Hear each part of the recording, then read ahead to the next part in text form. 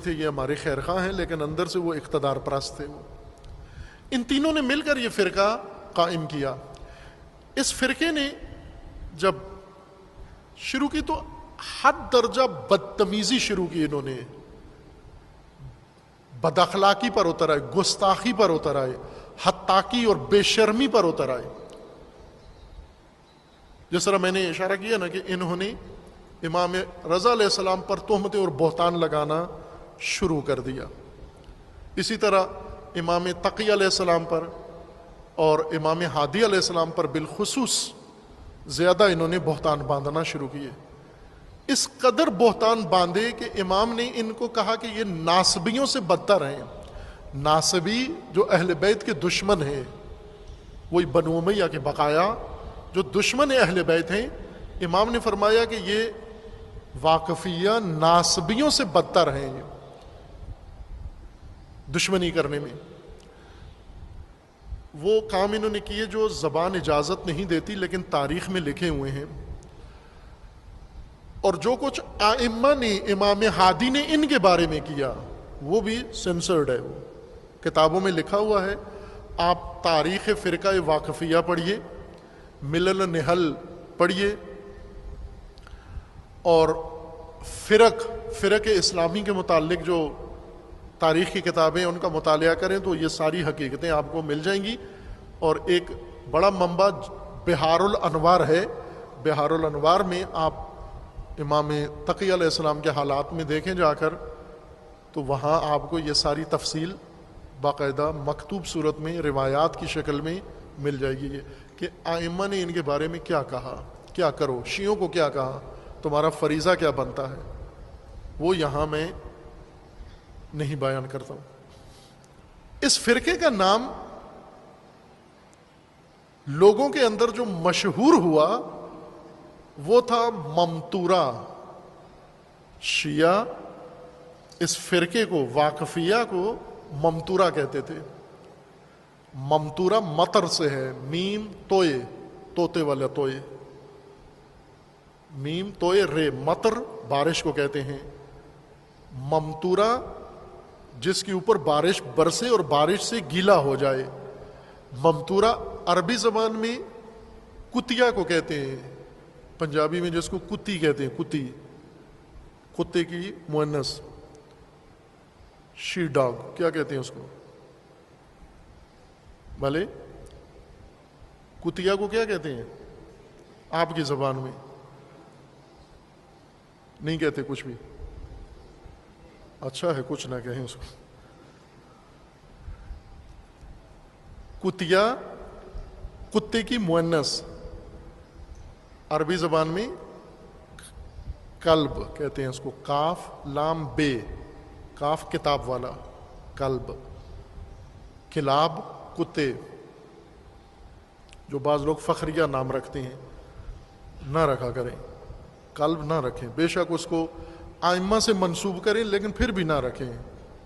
چونکہ منسوب کرنے سے اس کی فرق نہیں پڑ جاتا۔ ایک ڈاکٹر صاحب آئے تھے یہاں اور انہوں نے کارڈ اپنا دیا، اس کارڈ کے نیچے لکھا ہوا تھا کہ سگے درے کلندر، سگے درے کلندر یعنی کلندر کے دروازے کا کتا۔ تو میں نے ان سے کہا کہ اس سے بہتر یہ نہیں ہے کہ آپ یہ لکھ دو کہ شیعہ امام حسین، یہ بہتر نہیں ہے آپ لکھ لو؟ کہا نہیں، یہ نہیں لکھ سکتا میں، شیعہ امام حسین نہیں لکھ سکتا، لیکن سگے درے کلندر یہ میرا لقب ہے، یہ میری پہچان ہے، یہ کتا نہ آپ سگ اپنے آپ کو کہے کہ کتا کہے کہ یہ تواضع نہیں ہے، یہ غلط طور پر ہندوستان کے اندر رائج ہے۔ صرف پاکستانی یہ شیعہ نہیں کہتے، دوسرے بھی کہتے ہیں اپنے آپ کو، کچھ رسول اللہ کے سگے رسول، سگے کوئے رسول کہتے ہیں اپنے آپ کو، اور ہندو بھی کہتے ہیں، سکھ بھی کہتے ہیں۔ کتا ہونا تواضع اور فروتنی کی علامت کے طور پر استعمال کرتے ہیں اپنے لیے، نیت اچھی ہے لیکن کام ٹھیک نہیں ہے، کتا نہ کہیں۔ تواضع کے لیے اور بہت سارے الفاظ دین نے خود سکھائے ہوئے ہیں، وہ الفاظ استعمال کریں جو دین نے تواضع اور فروتنی اور انکساری کے لیے ہمیں بتائے ہیں، وہ آپ کیوں نہیں استعمال کرتے؟ آپ کتا نہ کہیں اپنے آپ کو۔ امام علیہ السلام کے دور میں فرقہ واقفیہ کو ممتورہ کہا جاتا تھا، شہرت تھی ان کی، انہیں واقفیہ نہیں کہتے تھے، شیعہ ان کو واقفیہ نہیں کہتے تھے، یہ اپنے آپ کو واقفیہ کہتے تھے، یعنی ہم توقف امامت کے قائل ہیں۔ حکومتی کارندے ان کو واقفیہ کہتے تھے، سنی ان کو واقفیہ کہتے تھے، دیگر مذاہب والے واقفیہ کہتے تھے، لیکن شیعہ ان کو ممتورہ کہتے تھے۔ اور یہ ممتورہ یعنی بارش میں بھیگی ہوئی کتیا، وہ کتی جو جس پر بارش میں کھڑی ہو بھیگ جاتی ہے، کتا ظاہر آشنا ہے سارے، آپ اپنے گھر میں نہ بھی ہو تو گلی کے آوارہ کتے دیکھے ہوئے ہیں سب نے، کتوں کے مسئلے میں خود کفیل ہے پاکستان۔ کتے جب بھیگ جاتے ہیں، اول تو بھیگنے نہیں دیتے اپنے آپ کو، کتے کی کمزوری ہے، بلی اور کتا کے بارش سے ڈرتے ہیں بہت، اگر برفرض بھیگ بھی جائیں فوراً خشکی میں آتے ہیں، کسی کمرے میں، برآمدے میں، درخت کے نیچے، دیوار کے اوٹ میں آ کر کتا سب سے پہلے اپنا کام کیا کرتا ہے کہ وہ بھیگا ہوا بدن جھٹکتا ہے، چاڑتا ہے، دیکھا ہے نا کتے کو، اپنے بدن کو جھٹکتا ہے، اور اس کے بالوں کے اوپر جو پانی کے قطرات ہوتے ہیں وہ سارے قطرہ بن کر ادھر ادھر دائیں بائیں بکھر جاتے ہیں۔ کتا نجس ہے، نجس العین ہے، یعنی وہ نجس ہے جو پاک نہیں ہو سکتا، سارے سمندروں سے اس کو نہلائیں تو بھی پاک نہیں ہو سکتا، کتا پاک نہیں ہوتا، نجس ہے۔ اور کتا سے اگر آپ کا گیلا ہاتھ لگا ہے تو آپ کا ہاتھ نجس ہے، گیلا کپڑا لگا ہے تو آپ نجس ہیں، کتے کا گیلا پاؤں جہاں پڑا ہے وہ جگہ نجس ہے، گیلی جگہ پر کتا گزرا ہے وہ نجس ہے، تر چیز جو بھی کتے سے ٹچ ہوگی وہ نجس ہے۔ نجاست کتے سے پھیلتی ہے اور آگے پھیلتی ہی چلی جاتی ہے۔ نجس کتا جب بھیگ جائے اور آ کر اپنا پانی جب خشکی میں کمرے کے اندر جھٹکتا ہے تو وہ فرش کمرے کا سارا نجس ہو جاتا ہے، جہاں جہاں اس کے قطرے پڑے وہ سب نجس ہو جاتا ہے، بستر، پلنگ، چادر، کرسی، جو چیز وہاں ہے وہ ساری نجس ہے آپ کی، اس سب کو پاک کرنا ہوگا آپ کو جاری پانی سے۔ ممتورہ بیگی کتیا، نجس کتیا، یہ کیوں کہا گیا؟ یہ اس لیے کہا گیا کہ ایک شخص نے آ کر امام علیہ السلام سے سوال کیا تھا کہ یہ فرقہ واقفیہ،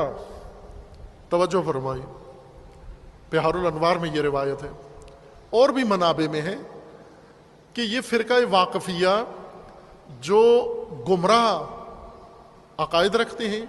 آئمہ کی توہین کرتے ہیں، گستاخی کرتے ہیں، آئمہ کی شان میں بدتمیزی کرتے ہیں، اور یہ شیعوں کی مجالس میں گھس آتے ہیں، اور زیادہ تر مجالس پڑھنے آتے ہیں، چونکہ ان کے جو اکابرین تھے، بڑے تھے، وہ راوی بھی تھے، بعض پڑھے لکھے تھے، بعض تعلیم یافتہ تھے، یہ مختلف علاقوں میں شیعہ بن کر شیعہ مجالس میں ممبر پہ جا بیٹھتے تھے، اور پھر اس گفتگو میں یہ صرف امام رضا علیہ السلام سے شروع ہوتے، سب سے پہلے امام رضا علیہ السلام کی توہین کرتے، پھر اس کے بعد امام محمد تقی جواد کی توہین کرتے، پھر امام ہادی کی توہین کرتے، امام نقی علیہ السلام کی کرتے، اور امام عسکری علیہ السلام کے زمانے تک اور زمانہ غیبت تک یہ رہے۔ اور امام عصر کی غیبت میں بھی اس فرقے کا بہت ہاتھ ہے کہ جو غیبت کے اسباب فراہم کیے ہیں وہ انہوں نے فراہم کیے تھے، یہ خطرناک حد تک آگے آ گئے تھے، اس حد تک کہ اللہ تعالیٰ کو 12ویں امام کو غائب میں رکھنا پڑا، اس حد تک اس فتنے نے خطرہ ایجاد کر دیا تھا آئمہ ہدا علیہ السلام کے لیے۔ جب اس شخص نے پوچھا امام سے آ کر کہ یہ ہماری مجالس میں آتے ہیں، ہمارے موت مرگ میں آ جاتے ہیں، چونکہ اپنے آپ کو شیعوں کا وہ سلسلہ نمایاں کرتے ہیں، کبھی مجالس میں آ کے ممبروں پہ گفتگو شروع کر دیتے ہیں، تو کیا ہم انہیں اپنی مجالس میں آنے دیں؟ امام علیہ السلام نے فرمایا نہ، منع کیا، خبردار اس ممتورہ کو اپنی مجلس میں مت آنے دو، اپنے جنازوں میں نہ آنے دو، ان کی عیادت کے لیے مت جاؤ، ان کے ساتھ تعلقات مت رکھو، یہ ممتورہ ہیں، یعنی یہ وہ نجس افکار و نظریات اور سوچ رکھنے والے ہیں، پلید سوچ رکھنے والے، پلید ذہنیت کے لوگ ہیں کہ یہ تمہاری مجلسوں میں آ کر اپنی ذہنی نجاست تم تک پہنچائیں گے، یہ اور تمہیں بھی نجس کریں گے، یہ تمہارے ذہنوں کو بھی خراب کریں گے، یہ تمہارے دلوں کو بھی خراب کریں گے، ہمارے شیعوں کو ائمہ کے بارے میں متنفر کریں گے۔ اس لیے یہ کتیا نجس بھیگی ہوئی نجاست پھیلانے والی کتیا، اس کو اپنی مجلسوں میں مت آنے دو۔ ابراہیم ابن عقبہ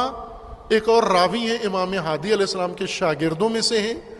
اور امام علیہ السلام سے پوچھتے ہیں خط کے ذریعے، اس نے خط لکھا، یہ کسی اور شہر میں تھے اور امام کو خط لکھا انہوں نے کہ اس نے لفظ لکھ، چونکہ ان کی شہرت ہی ممتورہ ہو چکی تھی، شیعہ اور ائمہ شیعہ ان کو ممتورہ ہی کہتے تھے، اس نے واقفیہ نہیں لکھا، امام کو خط لکھا، ادب آداب کے بعد چند سوالات پوچھے، ان سوالات میں سے ایک سوال یہ تھا کہ حضور یہ فرمائیے کہ ممتورہ جن کے بارے میں آپ آگاہ ہیں کہ یہ منحرف ہیں، گمراہ ہیں، اور آپ کے بارے میں یعنی ائمہ کے بارے میں غلط فہمیاں پھیلاتے ہیں اور ان کے فساد کے بارے میں کوئی شک و شبہ نہیں ہے، تو آپ بحیثیت حجت خدا، آپ بحیثیت پیشوا و امام ہادی، امام دہم، آپ یہ فرمائیے کہ قنوت میں، نماز شب میں، نماز تہجد میں، جو وتر کے اندر قنوت ہوتا ہے، لمبا قنوت جس میں مومنین کے لیے دعا کریں، اور ایک پوری رکعت کے بدلے میں ایک قنوت رکھا گیا ہے وہاں، اس قنوت کے اندر آیا میں ممتورہ کے اوپر لعنت کر سکتا ہوں یا نہیں؟ امام نے جواباً لکھا کہ آپ ان کے لیے قنوت میں لعنت کرو، اپنے نماز تہجد کی نماز میں،